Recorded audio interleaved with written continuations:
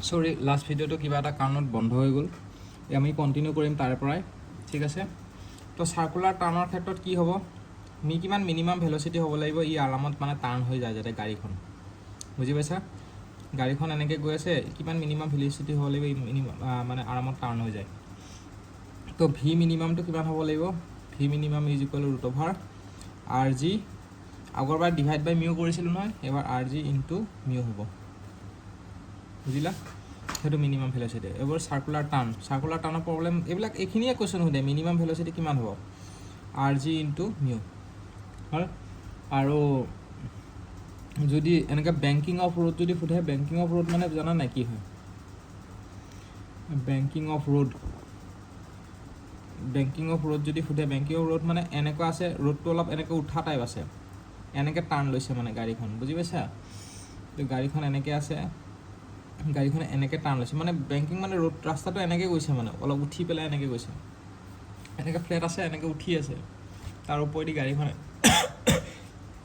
Generally racing চাইকেলবোৰত হয় racing যোনবোৰ আছে সেইবোৰত হয়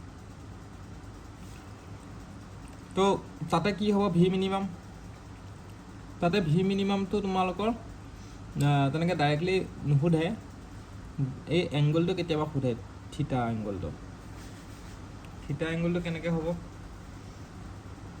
থিটা এংগলটো হ'ব থিটা ইজ ইকুৱেল টু কি আছিলে টেন থিটা পাৰপেণ্ডিকুলাৰ ডিভাইড বাই বেছ হয়নে নহয় তো তোমালোকে ইমান এইটো ডিৰাইভেশ্যনটো কৰিব মই তোমালোকক দিব পাৰোঁ কিন্তু ডিৰাইভেশ্যন দিলে দিগদাৰ হৈ যাব এইটো নালাগে দিয়া তোমালোকে জাষ্ট এটা মনত ৰাখিবা tan theta is equal to V square divide by R G সেইটো মনত ৰাখিবা টেন থিটাটো কি হ'ব তো ভি ইজ ইকুৱেল টু তোমালোকে ওলাব পাৰিবা নহয় ৰুট অভাৰ আৰ জি কি হ'ব আৰ জি টেন থিটা সেইটো তো ইয়াৰ পৰা ভেলোচিটিটো ওলাই গ'ল বুজি পাইছা ইয়াতে কি আছিলে V minimum is equal to R G into mu ইয়াতে ভি ইজ ইকুৱেল টু কি হ'ব root over R G tan theta কাৰণ এইটো ক্ৰছ মাল্টিপ্লাই কৰিলে এইফালে গুচি যাব ইয়াতে মিউ দি ইনটু কৰিছোঁ ইয়াতে টেন থিটা দি ইনটু কৰিছোঁ এইটো দেখিছা ন ইয়াতে মিউ দি ইনটু কৰিছোঁ ইয়াতে টেন থিটা দি ইনটু কৰিছোঁ সেইটোৱে আৰু হ'ব তো এইটো হৈ গ'ল তোমালোকৰ প্ৰব্লেমটো নেক্সট আমি পঢ়িম ছুইডো ফ'ৰ্চৰ বিষয়ে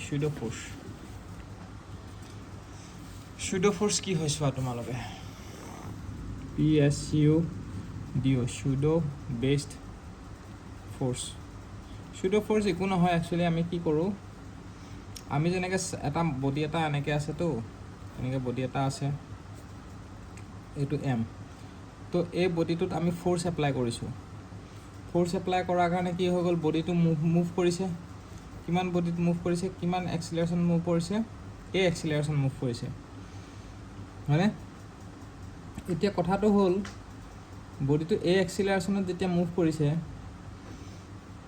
এই বডিটো ইফালে মুভ হ'ব নাই এই বডিটোতো এক্সিলাৰেশ্যন এ লাগিছে ওপৰৰ বডিটো স্মল এমটোত কিন্তু ইয়াৰ ফ'ৰ্চটো একচুৱেলি চাব গ'লে ইয়াৰ ফ'ৰ্চটো অপজিট ডাইৰেকশ্যন লাগি আছে হয় নাই ই যেতিয়া ইফালে মুভ কৰিব ই ইফালে শ্লাইড কৰিবলৈ চেষ্টা কৰিব নাই চাব গ'লে একচুৱেলি শ্লাইড নহয় মমেণ্টাম ইনাৰ্চিয়া কাৰণে এটা জেগাতে থাকে কিন্তু ছুইডো ফ'ৰ্চৰ কনচেপ্টটোৱে সেইটো যে কি ইফালে যিমান ফ'ৰ্চ লাগি আছে সিমান মানে এক্সিলাৰেশ্যনটো এবাৰ ইফালে হ'ব ইয়াৰ বুজি পাইছা ইফালে যিহেতু ফ'ৰ্চ লাগিছে ডাঙৰ বডিটো ইফালে মুভ হ'ব ইফালে মুভ হোৱাৰ কাৰণে সেই ইনষ্টেণ্টটোতে এই বডিটো সৰু বডিটো ছেম এক্সিলাৰেশ্যনত ইফালে মুভ হ'বলৈ চেষ্টা কৰিব তো একচুৱেলি চাব গ'লে ছুইডো ফ'ৰ্চ মানে হয় কি এই সৰু এমটোত মানে একচুৱেল এক্সিলাৰেশ্যনটো ইফালে হৈ আছে কিন্তু ইয়াৰ এক্সিলাৰেশ্যনটো আমি এইটো ডাইৰেকশ্যনত ধৰিম আৰু ইয়াৰ ফ'ৰ্চটো কিমান লাগিব MA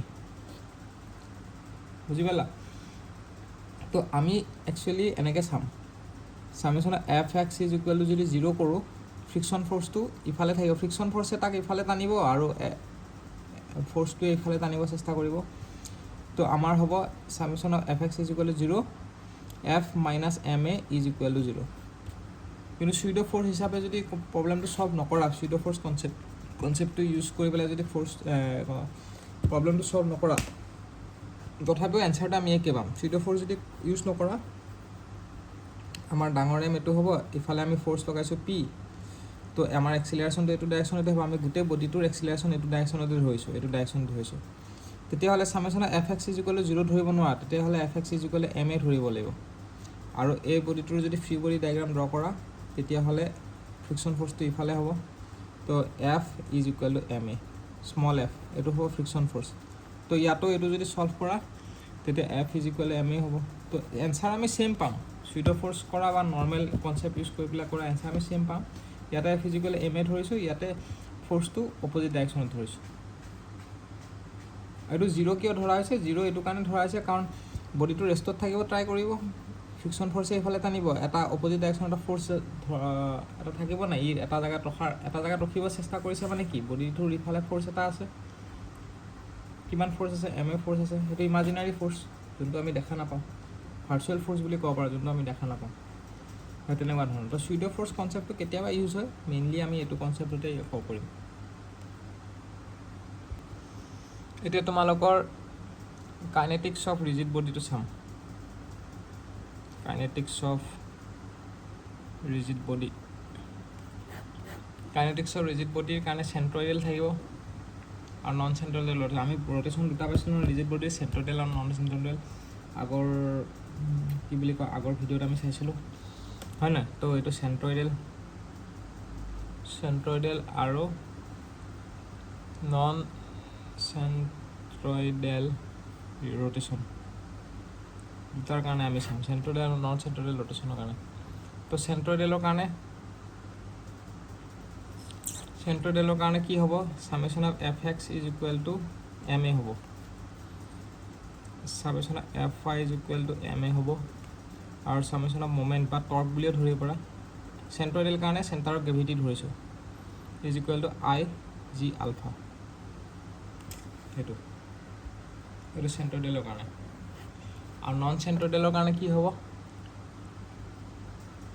নন চেণ্ট্ৰয়েলৰ কাৰণে কি হ'ব? Summation of F X is equal to M A হ'ব, summation of F Y is equal to M A হ'ব, আৰু summation of M non centroidal মানে এনেকুৱা ধৰণৰ আৰু এইখিনি জেগাত বাৰটো ৰ'টেট কৰিছে। চেণ্ট্ৰয়েল হ'লে বাৰডাল আছে পূৰা চেণ্টাৰত ৰ'টেট কৰিছে, সেইকাৰণে আইটো আই জি হৈছে। এইটো অ' এক্সিছ, এইটো এক্স এক্সিছ হয় নাই? সেইকাৰণে আই নট মানে ছাইডত হৈছে, আৰু I naught is equal to I naught alpha. এইটো নন চেণ্ট্ৰয়েলৰ কাৰণে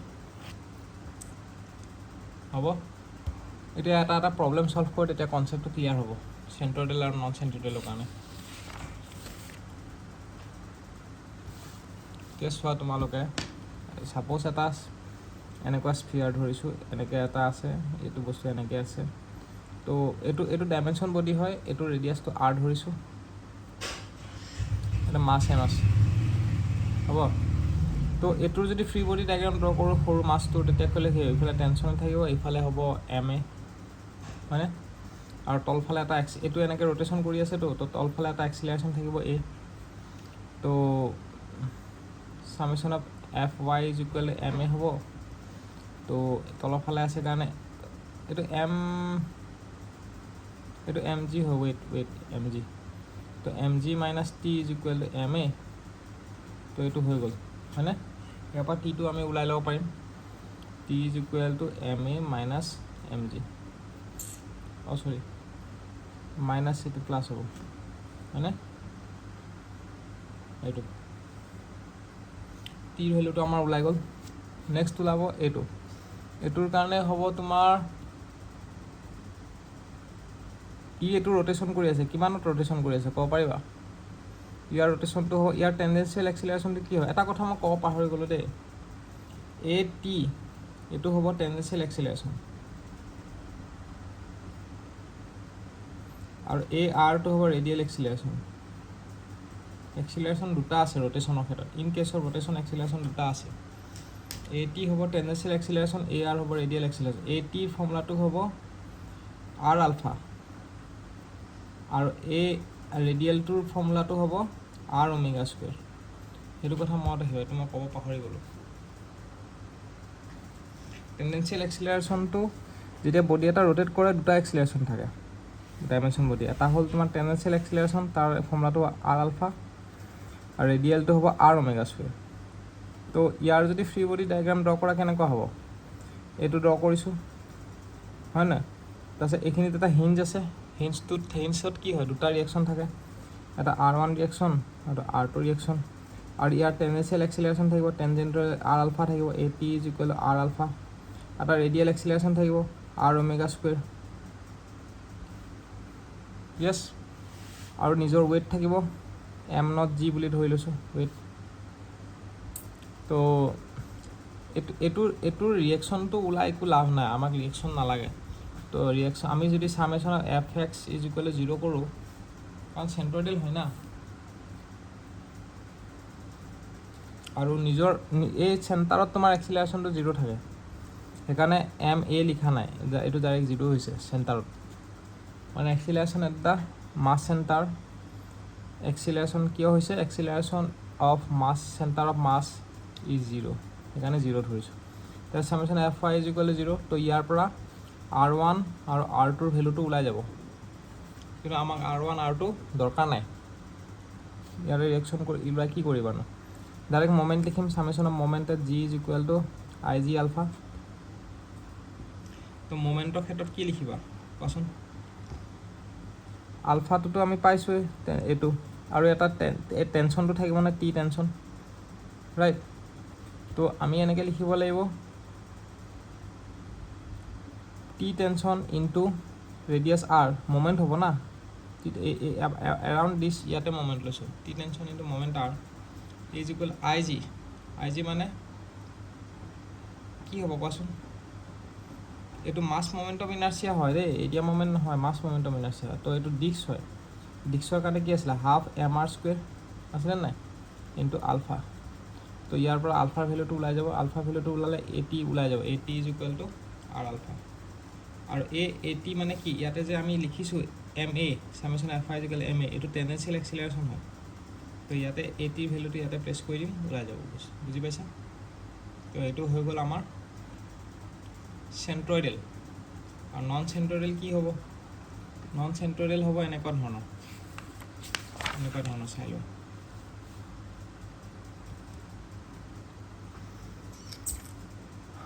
নন চেণ্ট্ৰইডেল হ'ব এনেকুৱা ধৰণৰ,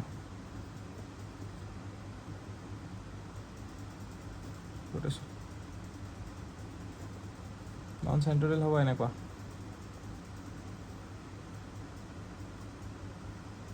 এনেকুৱা মানে এই পইণ্টটোত ৰ'টেট কৰিছে, সেইখিনিৰ পৰা এইখিনিলৈকে নামিছে। ছাপ'জ এই এংগলটো থিতা হয়, তেতিয়া কি কৰিবা, এইটো চেণ্টাৰ হয়, তো এইটো হ'ব MG, ঠিক আছে। আমাৰ আমি এক্সিছটো এনেকৈ ধৰিছোঁ, ছাপ'জ এইটো X এক্সিছ, Y এক্সিছ। তো এইটো হ'ব কিমান আৰু এইটো কিমান হ'ব, এইটো থিতা হ'লে এইটো থিতা হয়, মনত ৰাখিবা। তো MG কছ থিতা হ'ব ইফালে, আৰু MG চাইন থিতা হ'ব ইফালে, হ'ল। তাৰপিছত আমি বস্তুটো এনেকৈ ৰোটেশ্যন হৈছেতো, তো টেনজেণ্টটো কোনফালে হ'ব, টেনজেণ্টটো ইফালে হ'ব, টেনজেঞ্চিয়েল এক্সিলাৰেশ্যনটো কি হ'ব, AT is equal R alpha. R মানে L/2 হ'ব ইয়াতে, L/2, তো L/2 into ULFA, L/2 into ULFA হ'ব। আৰু ৰেডিয়েল এক্সিলাৰেশ্যনটো কি হ'ব, L/2 ওমেগা স্কুৱেৰ হ'ব, ৰেডিয়েল এক্সিলাৰেশ্যনটো L/2 ওমেগা স্কুৱেৰ। এতিয়া ডাইৰেক্ট কৰা আৰু সামেশ্যন অফ মমেণ্ট এট 0 মানে এইটো 0 is equal I0 alpha, non চেণ্ট্ৰইডেলত পাইছিলোঁ I0 আলফা। তো এইটো কি হ'ব, MG কছ থিতা হয় নাই, MG কছ থিতা ইনটু L/2, আৰু আইটো কি হ'ব 1/3 ml square, ML square into alpha. তো ইয়াৰ পৰা আমাৰ আলফা ভেলুটো ওলাই গ'ল, আলফাৰ ভেলুটো ওলাই যোৱাৰ পিছত তোমাক যি লাগে সেইটো কৰিব পাৰিবা, ওমেগা যদি লাগে ওমেগা ওলাব পাৰিবা। আলফা মানে কি, ওমেগা, আলফা ভেলুটো এনেকুৱা হ'ব দেই, মই লিখি দিছোঁ, আলফা ইজ ইকুৱেল টু 3, এইটো এনচাৰটো পাম, alpha is equal to 3G twice L cos theta, সেইটো হ'ব 3G টুৱাইচ এল কছ থিতা। এতিয়া আমি জানো যে alpha is equal to d omega by dt, এইটো এনেকৈও লিখিব পাৰি d omega by d theta into D theta by D T. D theta by D টিটো আমি কি বুলি লিখিব পাৰোঁ? ওমেগা বুলি লিখিব পাৰোঁ। তো omega D omega by D থিটা বুলি লিখিব পাৰোঁ নাই? তো সেই বস্তুটো আমি আলফাৰ ঠাইত আমি প্লেচ কৰি দিম, কাৰণ ইফালে থিটা আছে, তো এইকাৰণে omega D omega by D theta is equal to 3g by twice L cos theta. আৰু থিটাটো ইফালে লৈ যোৱা, omega D omega is equal to 3g by twice L cos theta into D থিটা। এতিয়া ইণ্টিগ্ৰেট কৰা, ইণ্টিগ্ৰেট কৰিলে answer পাই যাবা, ওমেগাৰ ভেলুটো পাই গ'লা। সেইটো বুজি পাইছা? তেনেকৈ কৰিলে হ'ল। বাকী এতিয়া জেনেৰেল প্লেন মোশ্যনৰ আৰু কিছুমান প্ৰব্লেম আছে, সেইখিনি আমি কমপ্লিট কৰিম নেক্সট ভিডিঅ'ত। আজিলৈ ইমানেই, ভিডিঅ'টো সামৰিছোঁ।